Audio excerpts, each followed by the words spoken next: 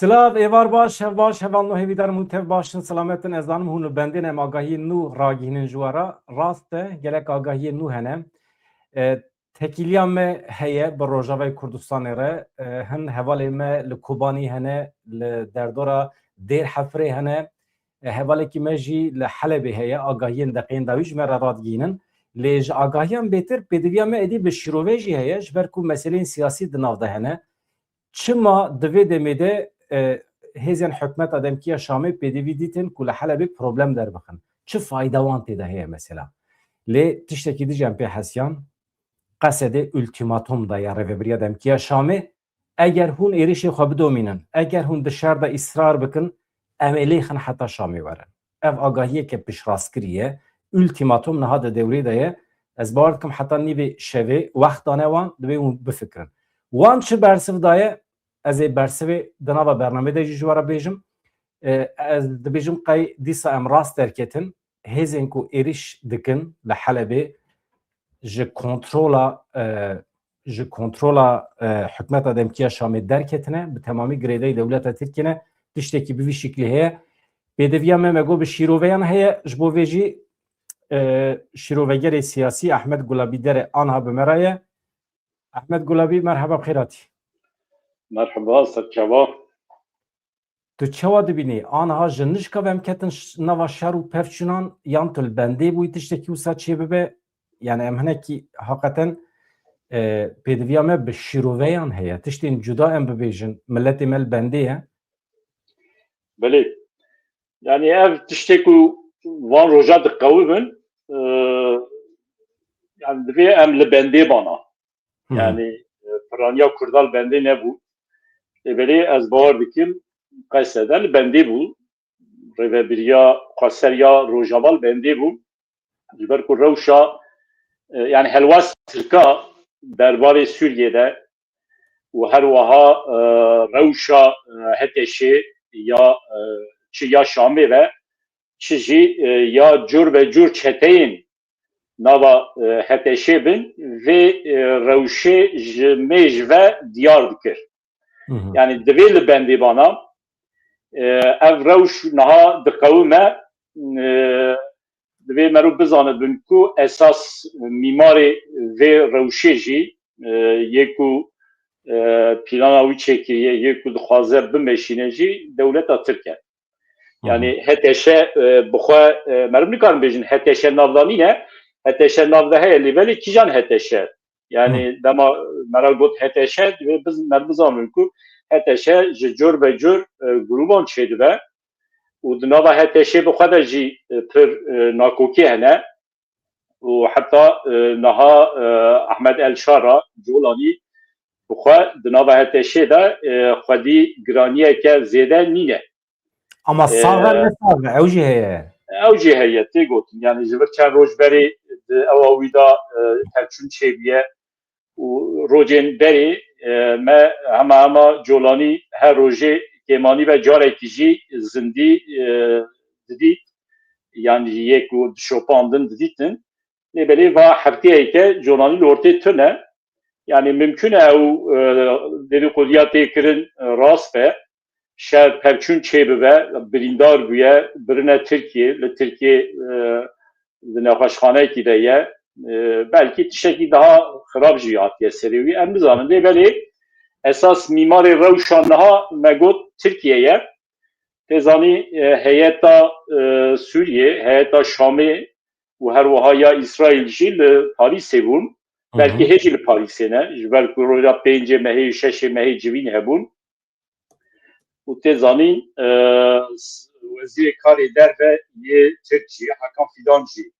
hatibû Parîsê lê belê bi serê xwe hatibû nehatibû rexwendekirin min hin agahî girtin diho ji Parîsê heta yani hate gotin ku heyeta İsraîl rahatsiz bûye çima Hakan Fidan hatiye Parîsê yani Hakan Fidan taybetî çûye mudaxale bike belkî xwastiye di civînê da cihî bigire yani giraniya Tirkiye duê derê da nîşan bike lê belê negirtine civînê lê tê zanîn ku di navbera taybetî Hakan Fidan وزیر کار در و یه سوریه ده یه هتشه ده شعبانی ده تکیلین نیز هنه حتی او شعبانی بخواجی همولاتی ترکیه و ترکیه جی خواندیه ممکنه بری جبینا جی هر دیتبون ممکنه پیشتی جبینا هر دیتبون یه بری esas Armanca Türkiye evveku yani daxwazê Tirkiye bi heteşê bide qebûl kirin. Giraniya Tirkiye diyar bike. Yani ew bêguman bûyerên ku niha li Helebê jiyan dikin ji vê pêvajoyê qut nîne. Yani ji civîna Parîsê qut nîne. Bi taybetî Tirka xwast demeke wilo da giraniyeke çê bikin. قصد جی دا آلیکی دا یعنی از دویجم درباره وی روشه دا روشا نها دا جمعه جوه دبی آمده کاری گربا و به طیبتی دواری سیاسی دا من قصده هنه که قصدیت دوی درباره دا دوی د پیمانا ده آداره دا ناوی شیخ مقصود یعنی ناوی تاخین حلبی دوی پیمان دا هاتبا نویساندن حتی جوه وی نجی ناوی رکنedün zoravaj yani تاخی کردان شامی جی هاتبا نویساندن نها سدمه که اوه کو هتشد دویجه لگوری پیمان ده آداری دوی yani rojavay fıratı dibin bandora ارتش هتشی ده حلبجی دکوه روژاوای فراتش بر وی یکی جی جخواه وکه سدمکه نشان دکه یعنی اف جوکه خارکه ده برو نشان بکن اما جبلی پیمانه ده یاداره پیمانه یکی نیسانه هیه به تمامی ده درباره تاخین کردان دانه پیمانه یکی نیسانه پیشتی پیمانه ده یاداره حتی امزه کرن روپلر اوه پیمانه یکی بله پیمانا یکی نیسانی ده نوبرا هتشی و قصدی دا چه نبیه نوبرا هتشی و یانجی امبین ریوبریا خسریا روزاوا دا چه نبیه ده نوبرا تاغین شیخ مسعود اشرفیه و حکومت دا هریمی یعنی والی اوی دا چه بیه حلبی دا چه بیه هتشی جی نهاوی ناس ناکر یعنی اب تابی وکه سدمه که نینه اما از دویجم خوزی قصده د پیمانا ده آدار ایدجی به مجاری آنی بازمان نه هرکه زمان و نها چیه روشانها پرگرینگه بگمان جدوه ورول سر مدیا جواکی هم دبینن کرد بانگه چه دکن راستی جی دوی بانگ چه بور همو کرده چه بور اب شرینها لحلبی دمشه بطایبتی اشرفیه شیخ مسعود جبو کردان وکه قلبه یعنی قلبی روژاوایه روژاوا جنها بیا وکه قلب همو کرده کرد دوی لدلی خواه خودی در بکردن یعنی تنی دوی کرد روژاوا لویداری خودی در نکردن همو کرد دوی خودی در بکردن لیبلی درفت زیده نیم مخابن یعنی دیسا زیده بارد که وسر کردین کو نها بخواه روژاوا نه از پر زیده رشبی نیم yani hete naha ketken nava erişeke vulu eşkere kirine yani division di jibo me ev her du tax buna veke hedefin şef veke hedefin askeri از آگاهی دستی خود از دوباره بکم تو بدومینه نها رایدارین قصد حرکتن تکیلی او division me ultimatum daye yani me mühlet daye reveberiya demkiye Şam'ı eğer hun bu şekli bidominin, eğer hun dışarıda ısrar bıkın, emeleyhin hatta Şam'ı veren emene sekinen. Ve demi huni bibinin şartçıya. Bersevavan çiye, bersevavan gele ki balkeşe, dibêjin rast e me bu ara peyman imze kiri, em bu ara dinava diyalog edene, peyvajuya kur me bi rojavara daya dest bekirin, di dome, em de diyalog ede ısrar dikin. Ev hezin ku li Şam'ı erişi ve dikin, erişi her du taxa dikin, ji kontrola me dere. ندبن حكم مدنه جبرویه که یعنی منطقی نبینن هون لیخن حتی شامی ورن چونکه درد ما کو انبوارا بکیون نوا شارکی تونه برسوان وصابیه نه ادی مسئله هنک تبله و باشی ام پی حسیان کو هزین دولت ترکیه خو حاضر کرنه هاتنه سر سینور جا سینور ود کیون هندر yani خویای شر ایرو به تمامی چوا کوته بس کر از همه گوتنا ته بیجه میماری وی شر لحلبه دولت ترکیه راسته گوتنا ته جیوه داره پیش راسته به ولی ام داخوانیا کو جشامی هاتیه کرد تی گوتن کو داخوانیا شامیه تی گوتن کو داخوانیا هتشیه تر زده سدی ست مرف باور ناکر yani هتشه اگر ولو بیجه دکاره به حسانی او هزین کو لدورا her du taxên Kurdan şunda bikşine. Yani dikare ve atmosferi nerm bike. Wan bixwe zaten ultimatom da bûn. Qesedê nahacî qesedê ultimatom daye wan.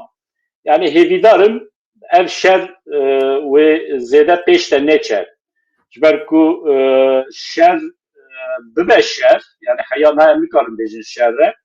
Pevçûnên piçûk in, amadekariyên ji bo şerin. Hêvîdarim ev nebe şer, ji ber ku eğer bibe şer, yê ku jê qezenç bike ve dewleta Tirk be mixabit.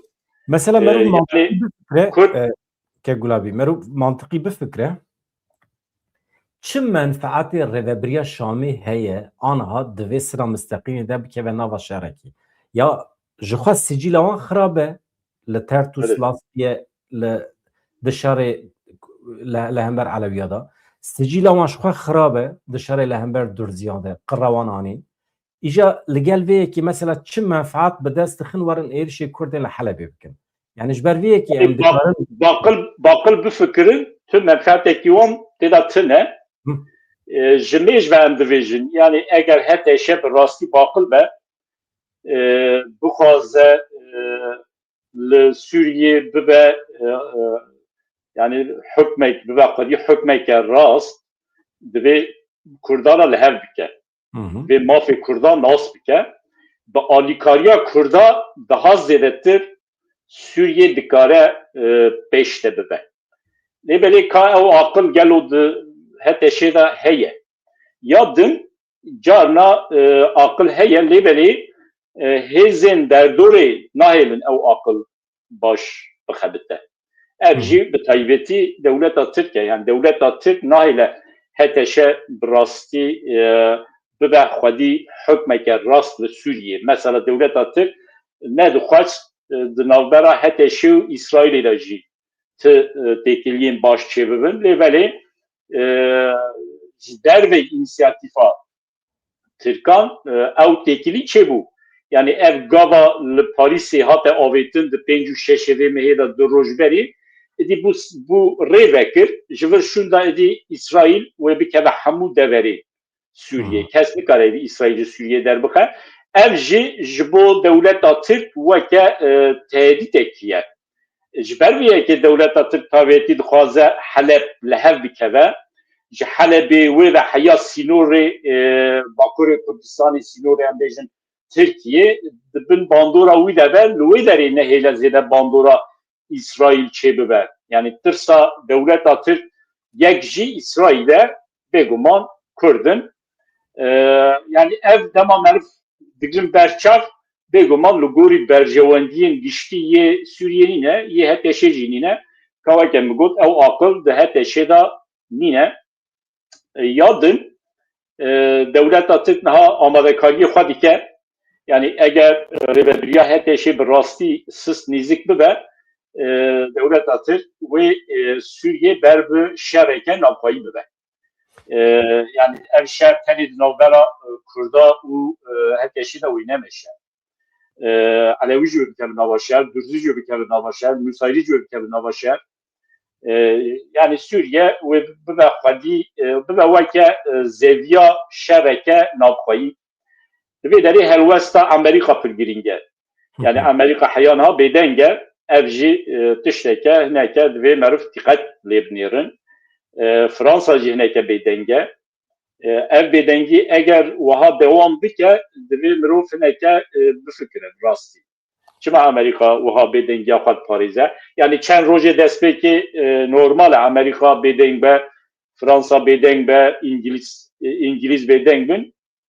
Lêbelê ev bêdengî zêde dewam bike. Yani bedengiye kutbilgi daxuyaniye wan hebûn Senatoya Amerikayê doh daxuyanî da got li hev werin em şer naxwazin li wê derê.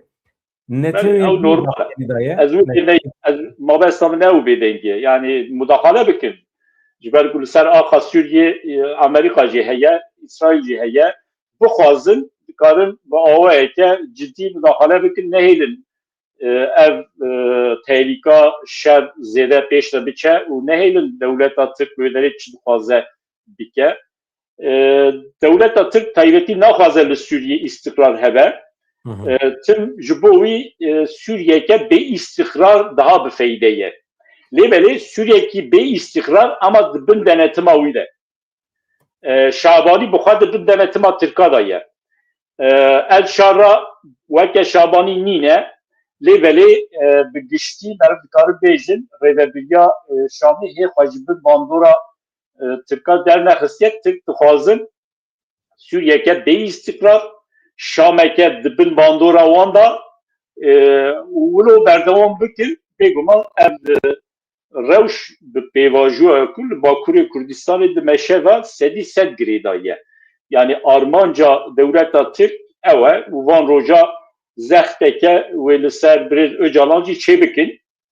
Yani heya niha ew daxuyaniya ku xastin ji İmraliyê derbixin nikaribûn derbixin, derneket.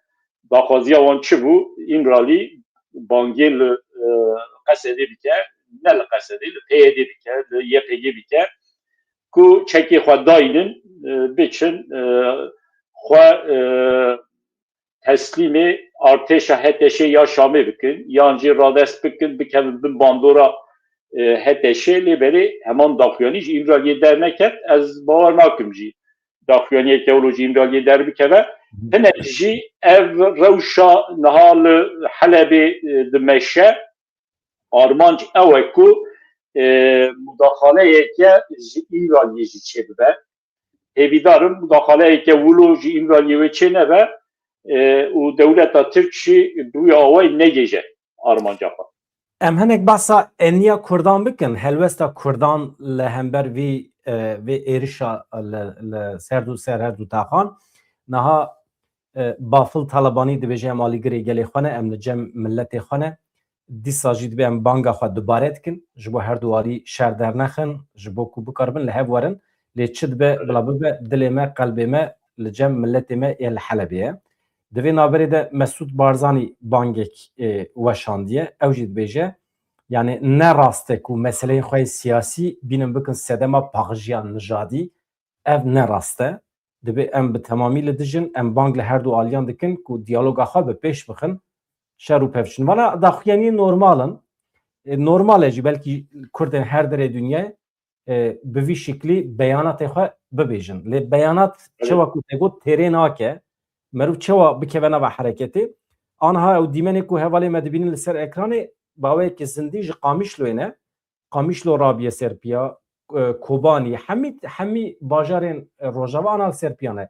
Lê li Bakurê Kurdistanê bêdengî heye, tu çawa şîrovetkî eniya Kurdan çawa dikarin xwedî li her du taxan derbikevin, her du taxan wextê ku merû sembolîze bike, yani sembolin numuneyekî piçûk ya Rojavayê Kurdistanê ye. Hevalekî vê êvarê digot eger her du tax ji dest biçin, Rojava ji bîr kin. Tu çawa dibînî nizanim. Na her du tax ji dest biçin Rojava nayê ji bîr kirin, lêbelê darbeyeke mezin wê bige. Yani HTŞ niha bi taybetî yani weke HTŞ giştî li hember Şeyh Maksud Eşrefî neketibe nava şer jî eger tişteke wilo çêbibe di wê derê de ji xwe re serkeftineke bi dest bixin, sibê dust be wê çavê xwe bidin cizîrê jî. Yani ber bi Hesekê, ber bi Qamişlo derê de jî bixwazin biçin. Ber vê yekê çi dibe bila bibe, divê her du tax bêne parastin. Weke min got destpêkê de jî mixabin ev var zêdetir li ser milê gelê me yê Rojava maye.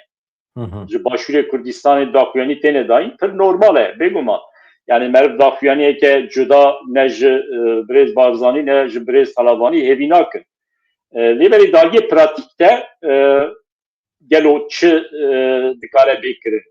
Tamam ro bu fikre yani rastî dayê pratik de ji hêzên başûr insan pir zêde tişteke dijî naxwaze. Yani dema eveke hesas e. Yani eğer başûr di aliyê leşkerî da biçe alîkariyê bide qesedê rewş pir cuda dibe ji bo dewleteke weke dewleta Tirk dibe sedemê ku bi tevayî bikeve nava şer li hember Kurdê Rojava û li hember Kurdê başûr jî dikeve nava şer. Yani tu niyeta Kurdên başûr jî tune lêberê gel divê rabe ser xwe. Yani bi rabûna gel belkî di aliyê pratik da pir zêde tişt negwere lêberê moral dide gelê Rojava. Mesela niha ji Bakurê Kurdistanê mixabin deng tune. Yani dengekî weke dengê ji mezelatê bile dernakeve. Yani hemû rêxistinên me yê Kurdan di Bakurê Kurdistanê divê aliyê de divê rabin dengê xwe bilind dikin. Li diasporayê, li Avrupayê mesela tiştekî em nabîzin. Yani daxuyanî ser medya civakî tiştê negotin pir zêde feyde nake. Li deverê din mesela em nikarin zêde behsa rojhilat bikin. Rewşa rojhilat bixwe zaten hevle heve. Ji bo wan alîkarî belkî lazim e. Lêberê Kurd divê dengê xwe bilind bikin. Dagê pratik de bêguman bar dikeve ser milê Rojava. û weke serî de jî min got reşbî nînim. Yani Kurd wê biparêzin, wê xwe biparêzin. Çi dibe bila bibe her du taxên Kurdan ve Helebê wê nekeve bi mandora heteşê. Lêberê weke min got serî de jî wî aliyê da taybetî qesede hinekî daha pêş de bu tedbîra bigirta. Me behsa eniya hêzên koalîsyonê kir te ew rex nekirin, bêdengiya wan te rex nekir. Eniya Kurdan me behs kir. Yani hêzên koalîsyonê tu behsa Amerîka û Fransa wan dikî. Erê. Yani dengin daxuyaniyê ku hatine dayîn pir zêde ne daxuyaniyê ku bi rastî me ji wan niha dixwazin.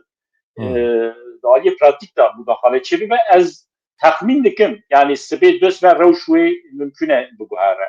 Yani Amerika û Fransa di vî awayê taybetî Fransa ji Amerika pir zêde belkî me bi tişt hêvî neke di vî aliyê de ji ber ku nêzîkatiya Fransa û Amerika li Kurdan hineke cuda ye. Yani ji bo Amerika kî dibe bila bibe eger berjewendiyê wan li Sûriyê biparêze ew pê rene lêberî Fransa hineke cuda ye xwedî hinek siyaseteke ülke ye ji ber vê yekê ji Fransa ez helwesteke hineke cuda hêvî dikim. Yani hin tişte ez dibihîzim ji Parîsê hêvîdarim rojê pêşiya me da sibê dust be helwesteke hineke daha cuda ji Parîsê derbikeve. Em hinekî behsa dewleta Tirkiye bikin. Niha pêvajoya ku ev sal û du mehan didome li Tirkiye çima dewleta Tirk cesaret dike bi êrişa ser Kurdan ew jî dizane ku pêvajo wê zirar bibîne. Ew ê bi hêviya Kurdan ya aştiyê bilîze dewleta Tirk çi qezenç dike bi êrişkirina ser van her du taxên Kurdan? Yani pêvajo zerar dibîne gelo dewleta Tirk yani pêvajoyê çawa dibîne. Eger ew jî weke me li pêvajoyê dinêre rast e pêvajoyê zerar bibîne lêvelê li gorî nêrîna wan pêvajo zerar nabîne tam tersine tam ters ev yani rewşa ku niha diqewime weke berdewamiya armanca wan ya pêvajoyê yani serî da jî te da jî me berê axifî bû serî da jî min gotiye yani ev pêvajoya çareseriya pirsgirêka Kurd nîne. Ev pêvajoya bêçekkirina PKK ye, tasfiyekirina PKK ye. Beşeke zaten Rojava jî weke beşeke PKK tê dîtin ji aliyê dewleta Tirk ve dewleta Tirk yani li gorî xwe divê me PKK beşê Bakur tasfiye kir çekê xwe jî şewitandin hêdî wê deynin ji Bakurê Kurdistanê kişiyan ji zapê Metrîna jî kişiyan ji sînorê Tirkiye dûr ketin tehlîka ku maye beşî wî Rojava ye. Dewleta Tirk pêvajoya ku niha dimeşîne tiştê ku dixwaze ser axa Rojava ser axa Bakur Rojhilatê Sûriyê bike li Helebê tiştê ku dixwaze bike weke berdewamiya armanca wî ya vê pêvajoyê yani gotini Devlet Bahçeli'ye doğu me godar kir. Yani Devlet Bahçeli tehdit diker. Yani tiştê ku naha devlet atık amadekariyê xwe dikin Devlet Bahçeli doğu anî ziman. Yani got mazlum Abdî yan divê li gorî çawa ku em dixwazin yani ew dibêjin peyman lêverê li gorî ku çawa em dixwazin tev digere bigere negere em ê bi darê zorê wî bînin rê. Yani ev tiştê ku niha diqewimin amadekariya ku niha dewleta Tirk dike li gorî armanca wan e weke lezekî berî jî min got dixwazin ji İmraliyê jî zexteke çêbikin li hember Qesedê li hember bi taybetî kesayetiyên weke Mazlum General Mazlum lêverê jî İmraliyê tişter nakeve bi darê zorê dixwazin vê armanca xwe pêk bînin. Yani ji bo wan pêvajo zerar nabîne. Weke berdewamiya pêvajoye lê mixabin Kurd pêvajoyê cuda dinirxînin, cuda nêzik dibin. Watê li gor dilê xwe li pêvajoyê bar dikin. Li gorî dilê çi ji dilê wan tê wê dikin weke armanca vê pêvajoyê. Halbuki ne oluyor? Armanca pêvajoyê ne li gorî dilê Kurda ye. Lêbelê eger pêvajo bimeşe yani ez ji derveyê Rojava dibêjim pêvajo bimeşe di Bakurê Kurdistanê ew pêvajo dikare ji bo Kurdên Bakur jî demê pêş de serkeftinan serfiraziyan biafirîne. Ew tiştekê dine. Ew jî bi helwesta Kurda ve bi karûxebatê ku Kurd bimeşînin ve wê girêdayî ve. Ka em binêrin ev rojnamevanê me çi dibêje?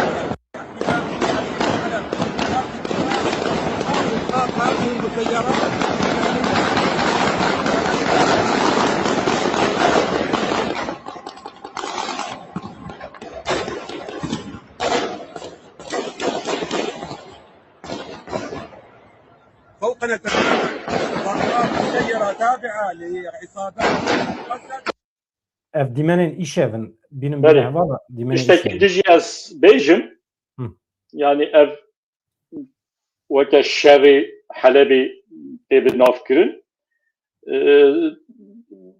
tê zanîn ku nava Heteşê de cur be cur grup hene yani hin ji wan grupa jî ji xwe re ji vê rewşê sûd werdigirin. Yani ne grubê mezinin, grubê piçûkin bi tiştê piçûk tiştên piçûk ji xwe re kirine armanc. Yani li Helebê jî bi taybetî li Şêx Meqsûd û li Eşrefiyê jî ew grup vê demê de di sahê dane. Ew daxuyaniyar ku ji Şamê derketî ku tê gotin ji aliyê Heteşê ve hatiye dayîn jî wê diyar dike. Yani bi tevayî ev tevçûnê ku niha li Helebê çê dibin amadekariyê ku tê gotin Heteşê çê dike divê weke amadekariyê merkezî yê Heteşê neyê dîtin grubê terorîst nava Heteşê de pirin. Çend deqê din em ê besa Rojdatê Kurdistanê jî bike ez fikra te merex dikim lê anha eger vê heta nîvê şevê eger rêveberiya Şamê nikare be xwedî li wan çetiyan derbikeve eger nikare be aramî saz bike li Helebê gelo hêz û quweta Qesedê bi qasê ku tu dişopînî heye têrê bike wê heqeten ew têl hefrê bide berxwe heta Helebê biçe yan jî heta Şamê dakeve. Mantıkiye Mesela evet. Na haya Şamê çûyîn nîne de gulu divê em meselê binêrin yani Qesedê û Heteşê niha di nava şer de nînin. Gulu divê merif nevînin. Eger ev grup li hember her du taxên Kurdan bi rastî îşev sibê êrişên xwe dewam bikin êriş bikin Kurtî li hember wan xwe biparêzin pêdivî çê dibe ku Qesedê berboyê derê biçe. Vê jî divê em bizanibin Qesedê bi xwe jî çend cara daxuyanî da lêbelê herkes basa Qesedê dike Qesedê weke Qesedê li her du taxa tune. Yani hêzên her du taxa xwe diparêzin.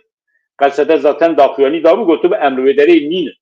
Leveli eğer tevçün uha devam bike ve de ne pedivi çelibek u kasede bukhayı berbuyderi bike problemci eva kasede ve behesani bikar ver biçe haya Halebi u alikariye bide hezin her du tahin Kurdan. Ev veke perskireke kelli peşiya kasede ama eğer nav bu şer rasti nav bu şer navbera kasede u Şam'ı da çebi be revş ve demi cüdalı be ve demi di her der jibo kasede ve saha şer قصده وذكر برحت بچه حیا حلبیجی در به همه حمص در به شامیجی بکار بچه اما دوی ولو نویشن yani دوی هیوی نکن کو شرکه ولو مزن چه ببه Kürt yani kasede yani neki Kürt emeği nasyonalist hemen ve hurra bra kasede biçe Halebici bile berbe hama biçe hama Humus Şami biçe hem Şamici bükümün destefa yani روشا رئال ولونينا كرد حياة شامي بچن بحزاران ست حزاران بمليونان انسان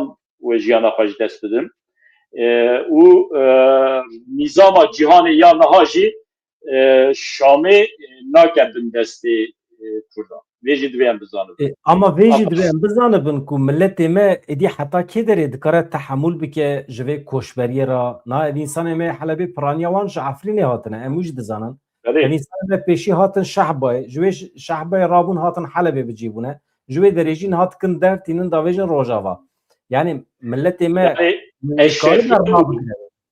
اشرفیه و شیخ مقصود وکه هریمین کو کرد ji sala 2012 şunda çune avabiye nine ha. Yani Eşrefiye u Şeyh Maksud ez buxa de sala nodu haftada çum Eşrefiyeci çum Şeyh Maksudci u nodu çara da çum Rüknedin Zorava.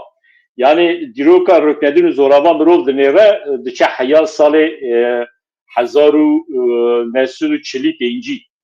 Ye Eşrefiye Şeyh Maksud Ciuro evji yani kevnin ev du tax ji salê dawî vir ve ji 2012 vir ve çêne bûne ew weke axa Kurda divê were bêdîtin yani weke axa Kurdistanê nîne lêvelê weke axa Kurda divê bêdîtin ji ber vê yekê jî çi dibe bila bibe divê ew her du tax bêne parastin eger her du tax tenê ji 2012 vir ve çê biba از بار دکم حیانها او کرد و شون دا به یریابانا یعنی کرد شیخ مقصود کرد اشرفیه مثلا کرد شامی یه رکنedin یه زوراوا وگرن که داری yani 6 ساله 7 ساله رو داری جیان دکن دی درکی که اولی و بگرن تونه yani مالو حال نل افرینی هیه نل کوبانی هیه نل قامشلو درکی کردستانی نمایه رو داری جیان کرد رو داری مزن بونه جبر وی یکی جی چه دو بلادو و دوی او بی پاراستن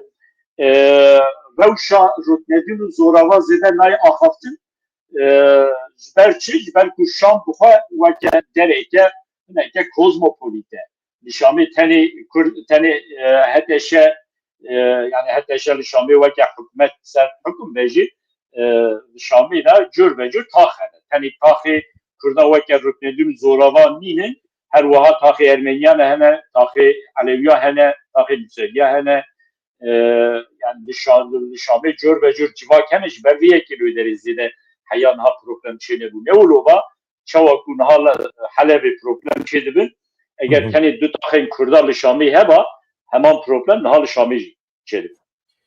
Naha da dimene Halep'de em sembola Daiş'e dibinin logoya laişe çiye sembola wane ala wane de nava wan çekdaran da em dibinin gelo dibe ku ev ye heri radikal de nava hete şedane naha hatta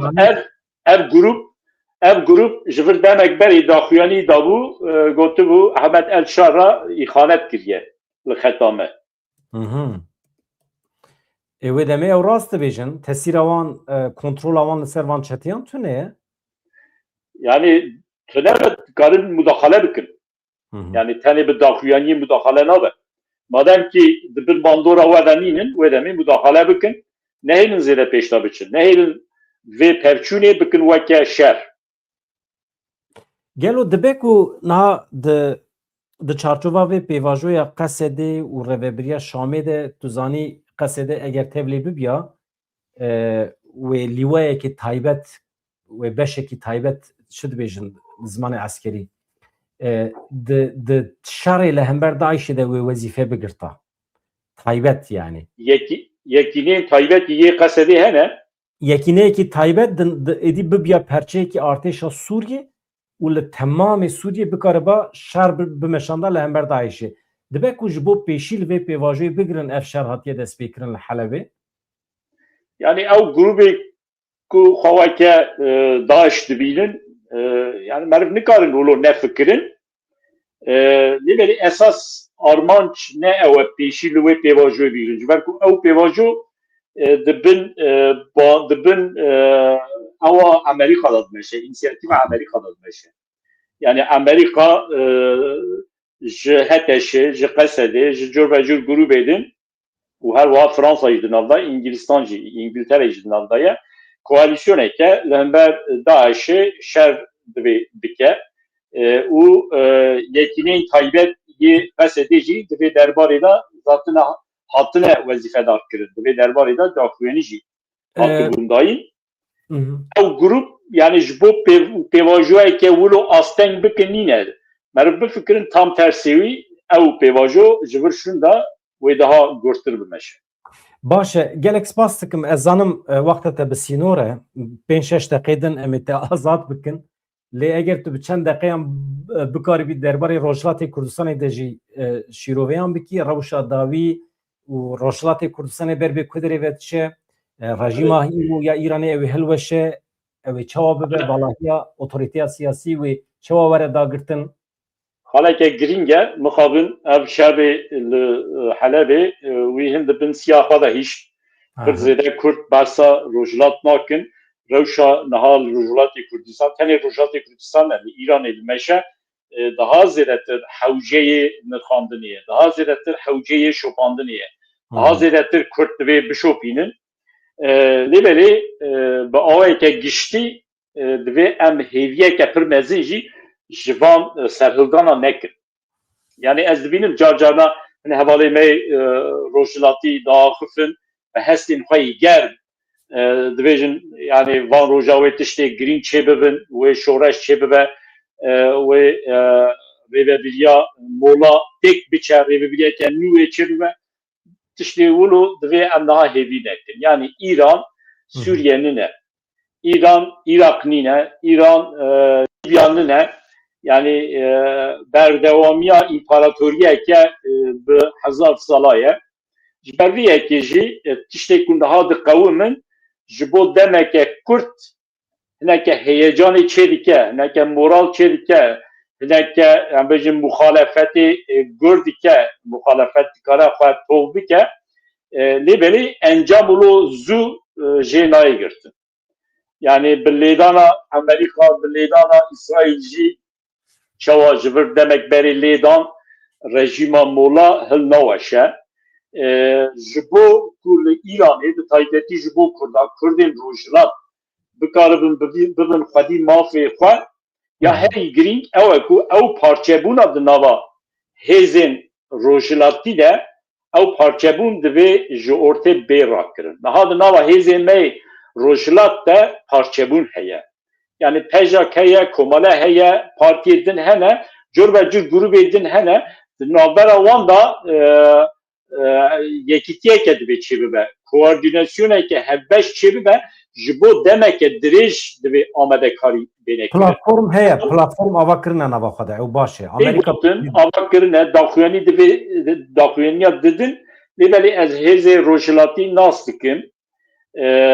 Wisa zû di navbera wan da yekîtiyeke çawa ku em dixwazin, çawa ku tê xwastin nîne. Di wê aliyê de ez qelsiyê dibînim û her wiha weke me got ev pêvajoya ku niha li Îranê dimeşe taybetî ji bo Kurda dibin siya rojave de ma ji ber vê yekê jî ji parçeyên Kurdistanê yê dijî tu alîkariyeke moral jî ji wan re nayê dayîn. ji diasporayê jî tiştekî çênabe. Diaspora Kurdê me rojhilatî jî mixabin ya derve ez carna hin hevala dibînim ji wan re direkt dibêjim hûn tirsonekin. Yani ji rejima Mola rastî çi Kurd bin çi İranî bixwe bin jî. Mesela li Avrupayê girseyeke mezin ya entelektüelî İraniya hene dengê xwe newêrin derbixin. Yani weke Kurdê Bakur, weke Kurdê Rojhilat, weke Kurdê Rojava başûr jî nînin. Mixabin duya aliyê de qetsî heye. Yani ez dema wan dibînim jî birebir ji wan re dibêjim. Yani rû bi rû ji wan re dibêjim divê dengê xwe zêde derbixin. Ama di encama pêvajoyeke hineke dirêj de rejima Mola wê têk biçe. Yani ev sedî sere. Rejima Mola yani va çend sale, va nêzîkî 5 sale li ser nigaye. Yani bêjin ber bi salê xwayê şestî ve diçe. Ama pir zêde jî wê nikaribe dirêj bike ji ber ku rewşa konjonktürel ya cîhanê rewşa mirovatiyê rejimeke wilo pir zêde nahê li ser niga bibîne. Yani emrê rejima Mola pir zêde dirêj nîne ji ber vê yekê jî Kurdmeyê rojhilat bi taybetî niha da divê amadekariyê xwe bikin. İranî amadekariyê xwe dikin nakin ew tiştekê dine.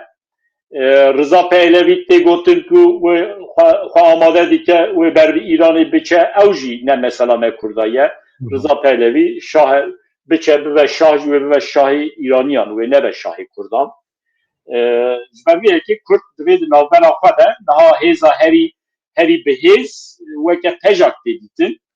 Lêberê komele jî ez zanim Xurt e grûpê dijî hene bi wan de navbera xwe de koordînasyonekî çê bikin ji bo dema dirêj pêwîst e tişteke wilo jî divê rojhilat bimeş.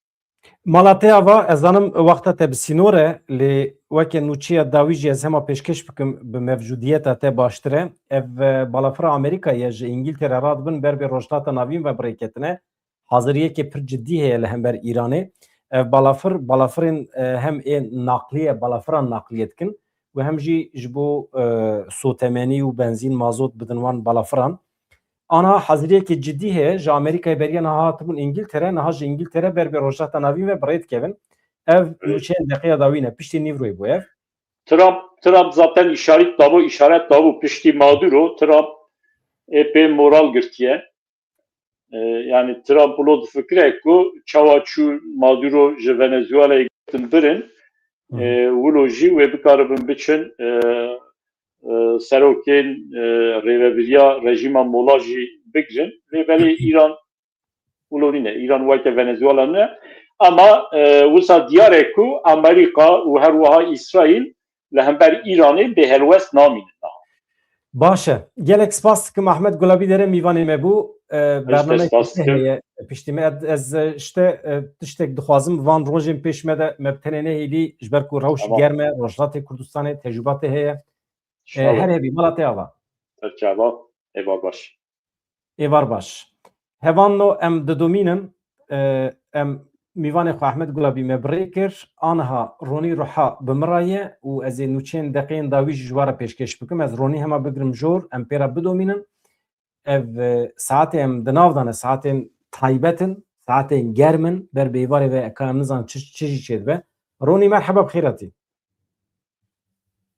Merhaba mamoste Slav işte û ji temeşevanên me niha şopînên li me bidarî dike Slav ji wan re û Gulabî derê jî axaftinên gelek girîng û analîzên gelek hûn kir ew jî ez divê çe min jê gelek fayde gir spasiye wî dikim.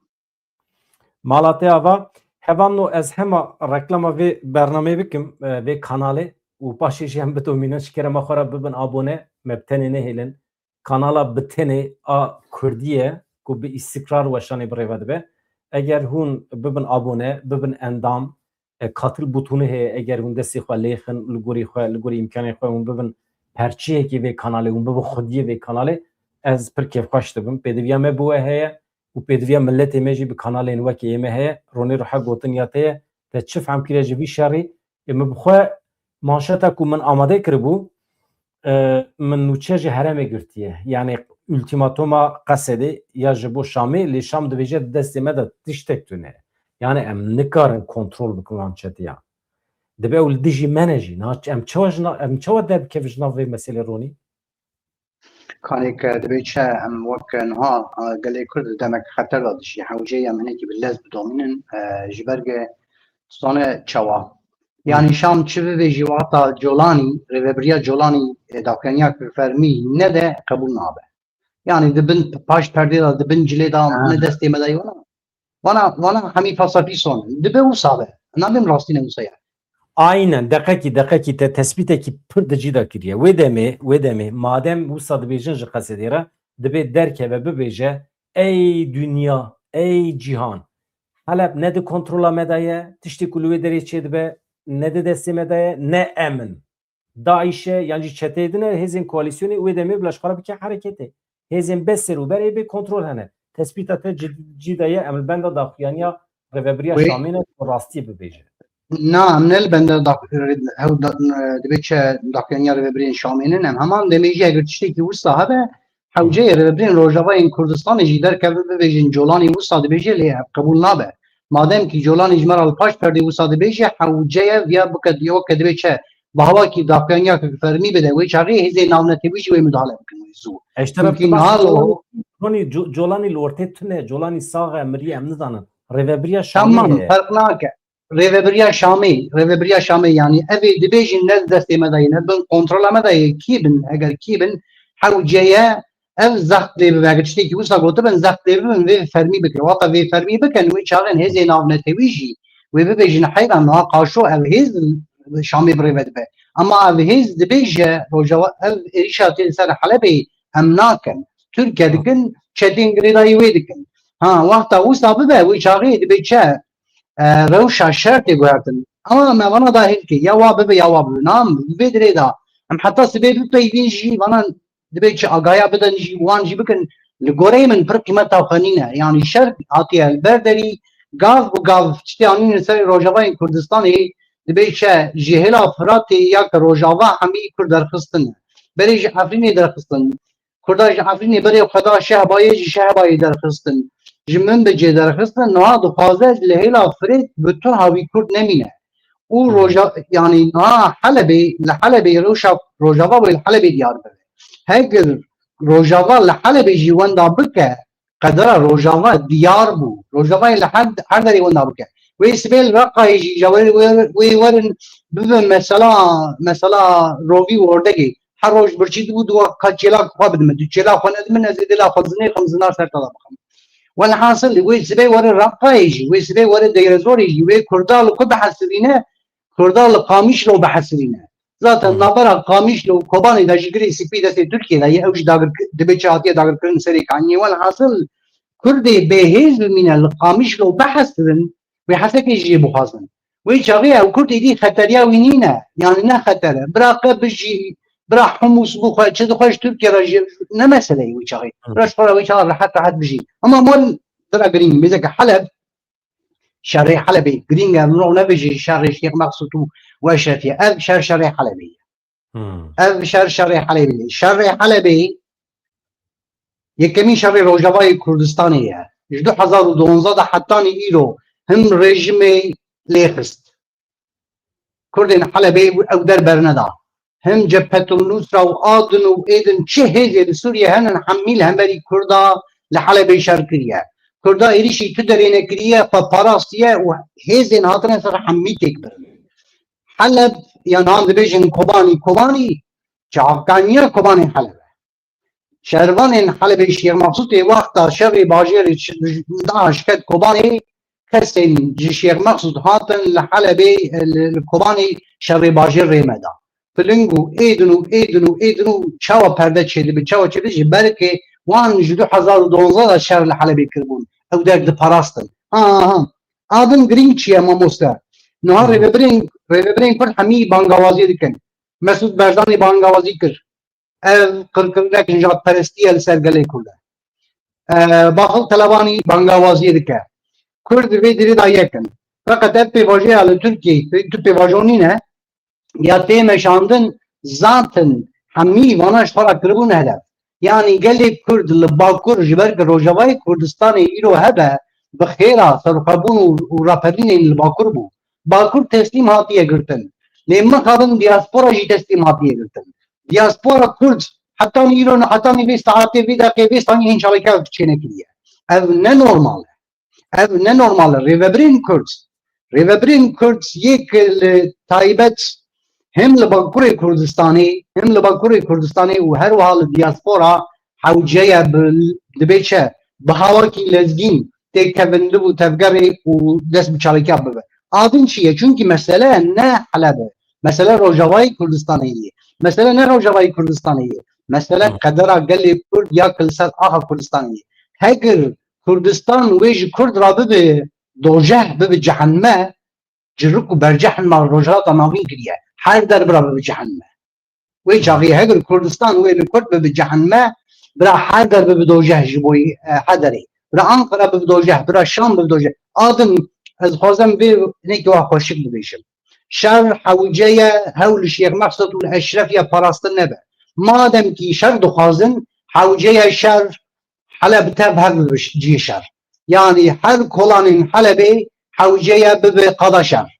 Yani madem ki dixwaze hew Şêx Mehsud û Eşrefiye bifetisîne û Kurda ji wê derê derxe, na hewceye hêzên Kurd bajarê Helebê tev hev bike qada şer. Ev gorey min pir girîng stratejîk e. Fikrek heye dibêje dibe ku li hember Ehmed el Colanî Ehmed el Şara darbe hatibe kirin aniha tiştek ku em li Helebê dibînin berdewamiya darbeyê ye. Pir ne meseleyê mamoste. Pir ne meseleyê. Niha ev Colanî darbe lê hatibe kirin, an suikast lê hatibe kirin.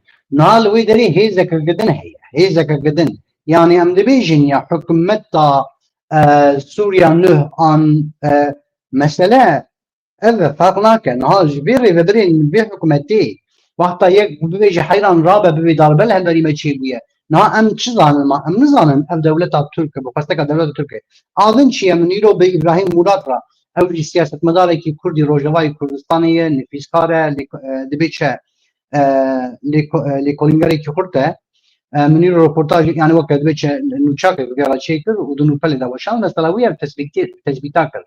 Li yani ev hêzên niha li Şam li Helebê li hemberî Kurda şer dikin li hêlekî tabii ki bi xwesteka Tirkiyeyê ama li hêla di jî ev rêveberiya Şamê ya ke bi İsraîl ra ev hevpeymana teslîmbûnê îmze kir bi hawakî dixwaze wê weke dibe çi rojevê biguher jî nedîtin. Yani bi hawakî yani dibe çi nîşanê navnîşanê diguherîne. Yani ji ev çeteyên derî sewa cihadê sewa İslamê li hemberî Amerîka û li hemberî İsraîl şer dikirin. Yani hemî zaten nerazî bûn ev tiştê tedî İsraîl bi hawakî ev peymana li Parîsê pêk hat dibin serkêşiya Amerîka da hemî şert û mercên İsraîl ê Tel Avivê hat qebûl kirin. Bi hawakî dixwaze ser vê jî bigire. Ama adin çi je ye hinek anha di İslamê destpêka ewil da jî dema tedî Xalife Umer û nizanim êdin da jî wer şer dixwestin, wer zakt li Muhammed dikirin digot cihad cihad cihad. Mecbûr dima Muhammed mecbûrî gelek enyakek şer vekira. Va cihadçiyana vana mecbûrîne şer bikin dema şer nekin wê bi xwe bihevkevin. Gerek li hemberî wan tu nîşanek kênav nîşanek hêdeyne êrişî hinek kapkin. Talan lazim e bêperenin. Velhasıl kiye Kurd e. Yê perîşan Kurd e. Yê tê xapandin Kurd e. Di hêlekê Tirkiye bi pêvajoya aşîkiyê bi hawakî Kurd kiriye bin kontrola xwe. Ama tabii ki dawiya ra girîng e Rojavayê Kurdistanê qedera wî diyar dibe li Helebê da. Ew nûçeya ku mişxera kiribû manşet îro mij cîn agahî wergirtibû aniha daxuyaniya wê fermî nû derketiye di qesedê dibêje ev şer wê li temamê Sûriyê belav bibe. Eger ev şer li hember sivîlan bidome, sivîl bibin hedef û temamê Sûriyê wê bibe qada şer û encamên pir xirab wê derbikevin, encamên xeter wê derkevin holê. Berpirsiyariya vê meselê jî bi temamî dikeve ser wan kesên ku di şer de îsrar dikin. Ev daxuyaniya dawiya qesedê ye. Êdî heta nîvê şevê wext daye wan heta serê sibê ez wî nizanim. لێ دەبێ ئەم بزانبن ku şer wê belav bibe temamî Sûriye. Dewlet ama ev tespîta Ehmed Gulabî derebû. Ewa ku digot mesela ji bo min tiştekî nû ye. Dewleta Tirkiye van êrişên xwe yên li Helebê ketê xwe xistiye dewrê weke perçiyekî pêvajoyê dibîne. Weke berdewamiya pêvajoyê dibîne. Ji ber vê yekê tirsa dewleta Tirkiye tune ye pêvajo xirab be yan xirab nebe çima serî de em tiştekî dibêjin. Ronî çixwe tu jî hemfikirî em bi hev re tim bername çê dikin tu jî di wê qenatê de di vê pêvajoyê de armanca bi tenê a dewleta Tirkiye xirabkirina pergala Rojavayê Kurdistanê bû, belavkirina Qesedê bû. Wextê Qesedê belav nebe, wextê Rojavayê Kurdistanê belav nebe, di çavê dewleta Tirkiye de çi mana pêvajoyê heye? Ji ber vê yekê Kanıtê li ortaya Baxçelî zaten got ya wê wisa bibe ya jî em ê müdahale bikin, müdahale kirin.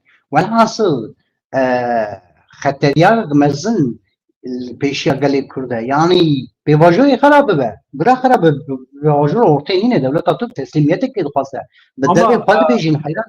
Ronî ez viya tiştek bêjim min gotina te bi şekir birî xeteriyekî dewletê Kurd heye ez bî nebiterame. Aniha di vê rewşê de kevir çi kevir dibe bila bibe wextê ji ciyê xwe bileve ji bo fayda Kurdan e. Dewleta Tirkiye êrişê ser Kurdan bike jî di dawiya dawî de wê Kurdistan çê bibe. Dewleta Tirkiye vekşe jî bêdeng be jî Kurdistan çê dibe. Di her halî da di encama vê konjonktûrê de wê Kurdistan çê bibe. Eger tirsa dewleta Tirkiye çêbûna Kurdistanê be ew tirs wê were cih. Ama eger dewleta Tirkiye hebûna Kurdistanê, dewlemendbûna Kurdan, aramiya Kurdan ji xwe re weke başî bibîne, ji xwe re weke rindî bibîne, wê demê başiya dewleta Tirkiye çê dibe, aramiya dewleta Tirkiye jî çê dibe. Yani ez duê qenatê Mamoste em hinekî akîf herin. Tu tiştê dibêje maqûl e, tu tiştê dibêje rast e, wê wisa be feqet tiştê tu dibêje hema herî dawiyê ev 100 salê dawiyê yanî tedî divê çi davakirina komara Tirkiye em lê bilerin ev îmkana xwe nîne. Yani rast e wexta bixwaze bibêje Kurd jî dibe çe cîranê me nanin me tevê xwast êş kişandiye kanê ki bira ew jê milê xwe bidinê bira ew ji weke dibe çe Qibrisê çawa milê xwe zidan Qibrisê ava kiriye. Rast e vana maqûl in, vana tiştê însanî ne, vana tiştên gerdûnî ne, vana bingeha mafê mirova demokrasiyê ne. Ama ev kesên li hemberî me ne hew Tirkiye. Tirkiye her wiha, İran her wiha dibe çe ev Erebên nijadperest her wiha. Yani ji vê rastiyê dûr e. Çi dibe bila bibe bila hilkişe bira Kurdistanek çênebe. Tu dibêje mafê mirova dibêje nav viya derdî wî dewleta Sûriyê dibe çe perçe bike Kurdistanekê ava bike. Tu dibêje nizam welhasıl ev tiştê dibêjin maqûl e ama ji rastiyê dûr e. Yani ez dibêjim qeye hewcê em ji gelê xwe re vana hem herkî dibêjin em hêviyê zin gel jî vana pêk nayê. Tiştê pêk tê çi ye? Gelê Kurd ber qirkirinekî qedera wî diyar dibe. Heger qedera wî diyar bû wê diyar bibe, diyar nebe wê bi hewakî din hebe. Wê bi hewakî din hebe. Lewra ev hêzên Kurdistan dagir kirinin bi tuha wî ji bo berjewendiyê Kurd nayê bi tera levhatinekê aştiyakê çênake. Tam ruhmê wê ji bo berjewendiyê dewleta xwe û daka Kurd dayîka xwe nebînin wê nêzî te bibe. Her cara ew nêzî Kurd bû gerek Kurd vê de hesê bike. Gerek vê de hesê bike. Na ez ê sewa bira Türk nêşe û Ereb nêşe û Fars nêşe alîkariya İsraîl qebûl nakim. Mînak vê dizim. Ev şaşin. Ev şaşin. Ha ez nabêjim mesela mişxwe ya wek mînak da nabêjim İsraîl amadeyê werdestê xwe dirêjî Kurd ku hey Kurd ez kiştara Kurdistanekê çêkim û ez vê nabêjim. Ama mesele çi qozê Kurd hebe da ku vî gelî xilas ke gerek bilîze. Berpirsiyariya ke pir dîrokî li ser milê Mazlûm Kobanî ye. Ji ber çima dibêjim Mazlûm Kobanî ji ber ê li pêş serkeftinek hebe zaferek hebe jî wê ji wî re bê nifsandin û binketinek hebe jî wê ji wî re bê nifsandin Rojavayê Kurdistanê. û her wiha li ser milê rêvebirên gelê Kurd yê li Bakurê Kurdistanê niha siyasetê dimeşînin û her wiha li ser milê rêvebirên gelê Kurd yê li diaspora dijîn û her wiha li ser milê rêvebirên kesên Şengalê xelkê me Kurdên Êzîdî û her wiha li ser rêvebirên Başûrên Kurdistanê. Tiştê ez dibînim daxiyaniya niha bi taybet ji Başûrê Kurdistanê tê wê rolê xwe bilîze. قبول نکن هکر مگو یا مادم کی کردستان کج کرد رابی به دوجه از روجات ناوی مکم دوجه مادم کی که اشرف یا و دبی چه شیخ مقصود بفلسطینن از شرط خم حمی حلبی هزین کرد ها تشتكي ليجي يعني بدريجي يعني احتمال گمان کل روجات کردستانی باوای کی کردا هنه کی دبی چه انرژی اپ هیزا فبدا وهلی باوای کی ویجی برطرف بکن يعني باوای کی ویجی برطرف بکن اف گریدای هبن نه و دولت ترک مزن ده فکر چما مزن ده فکر ام کش زانن جبرگ ام زانن هین جولانی بری خنه دا بو حلبی و شامی پیواژوی کی دست پیکر دولت ترک پیواژوی دست پیکر اف پیواژو روجا حویدا مهنی کسا گود حیران مثلا روجوای کردستانی ببینه ایشی مکرن ترولان والحاصل دولت ترک اما هو يعني بكفريكي دخازه ده چوكين كرد بكوشه راسته اف دیمنین کند بین هوانو دیمنین ج حلبینه پشتی نیوروی هاتن وشاندن دیمنه کی دن امزان آنا ملت می روجاوی کردستانه لسر پیانه لحمی باجاران هاتن جمع Mesela dimane van nişandım hevanlı. Çetelerin özellikle Emşad, Hamzat ve Nurettin Zengi çetelerinin Şeyh Mahmut ve Eşrefiye dönüş saldırılarını an itibariyle Kamışlı'da Mehmet Şeyho Kültür Merkezi önünde protesto ediyorlar. Şeyh Mahmut ve Eşrefiye halkının yanında olduklarını gösteriyorlar.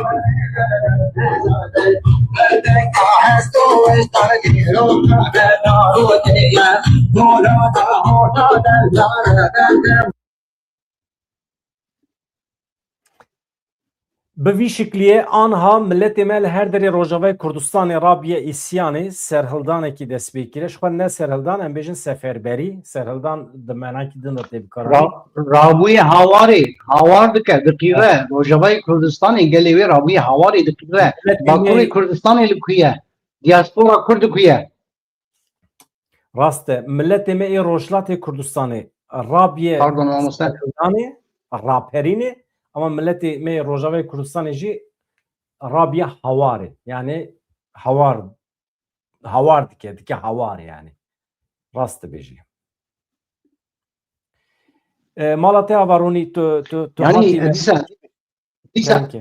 disa دوباره بکم باکوری کردستان بیدنگه باکوری کردستان بیدنگه دیاسپورا کرد بیدنگه افجی نگل افجی ریوبرینگل ev bêdengî a rêveberên gele ez dibêjim qey ama bakurê Kurdistanê kane dibe çe hezar hencetê wîn hebe heyran hetanî niha ji bo her tiştî her û 24 saata min vê dirê me çalakî dikirin şima ji bo Rojavayê Kurdistanê rewşek wisa da îro diaspora Kurd herkes van abe ser nigaw berê xwe nadin dibe çend saziyên navnetê wî Bafıl talabani dibêje em piştrast dikin ku hêzê me amade ne gelê me biparêzin û bergiriyê bikin em amade ne em dikarin bi kêfxweşî hêzên xwe bişînin Helebê.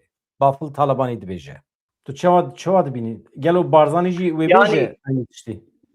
Barzanî jî heman tişt gotiye wî jî hema kêm zêde heman tişt gotiye ev qirkirin li ser gelê Kurdan qebûl nakin welhasıl heman tişt gotiye Barzanî jî berê wî deqanî daye û heman tişt gotiye Bafıl talabanî heman tişt gotiye کامی بنرن باکوری کردستانی ویچه ببیجه و حوجه دیاسپورا جی دیسا وانا گرینگن یعنی دیسا جی چونکی ev bandor na waqta îro êriş ser gelê Kurd tune be û gelê Kurd rabe ser niga û çaxê mirov dibêje li hem ev dixwaze ji bo provokasyon ji hemberî vê pêvajoyê ama êriş ser gelê Kurd heye yê êrişê tînî jî ev kesê qaşo pêvajoyê çê dikin dimeşînin welhasıl gelê Kurd hewceye heqî wî mafî wê heye rabisa Ez dibêjim divê demê de tişta herî mühîm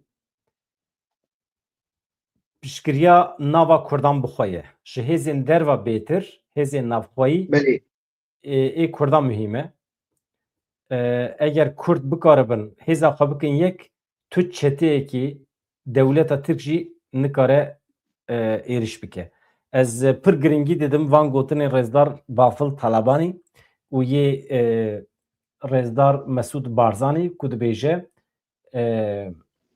nabe ku pirsgirêkên siyasî yên li herêmê bibin sebeb ku merov şerê qirkirina nijadekî bide dest pê kirin. Yani ne rast e û ez hema daxuyaniyê wî bixwînim veya ya Bafıl Talabaniye ya یا رێزدار Mesut Barzanî ez hema ji we re bixwînim.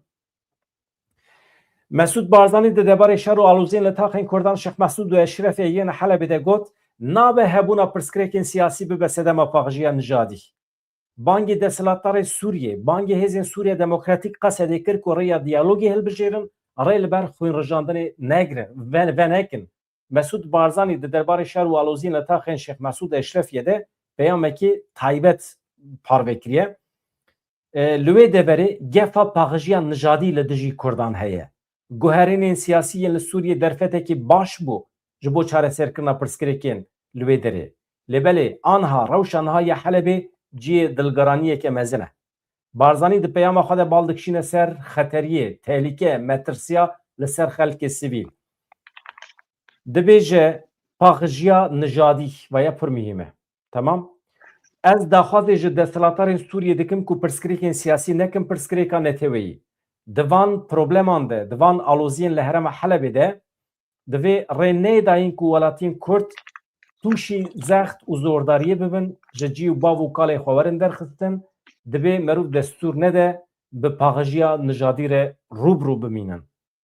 Wekî din bang li Qesedê jî dike, daxwazê ji aliyê Kurdan dike bi taybetî Qesedê ji bo rawestandina şer û pevçûnan, rêgirtina li xwînrijandinê çi ji destê we tê bikin ji kerema xwe re dibêje. Ev sûçekî li dijî mirovahiyê ev şerê li dijî Kurdan. Baş e? Mesele ev e. Wekî din di derbarê êzdidiyan de nûçe hene, ez dibêjim Ronî eger tu westiye em dikarin xatir ji hevala bixwazin saetên pêş me de. Belê saetê pêş me da tiştekî divê çehîn zêde awarta hebe mirovê dîsa agahiyê bide.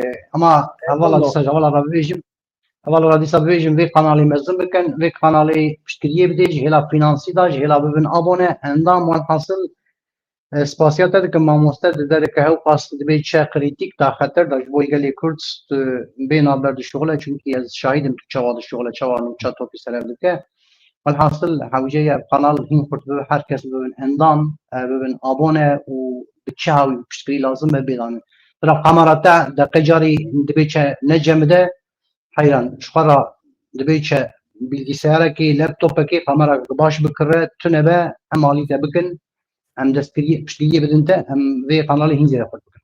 Aliyê manevî ve jî milletê me piştgirî bide me baş be. Ronî mala te ava her hebî gelek spas dikim. Ez jî hemfikirim di banga te de. Gelek spas. Hevanno ez xatir ji we dixwazim ez pêşî dixwazim Hajar Ehmed re spasiyê xwe pêşkeş bikim mala te ava her hebî.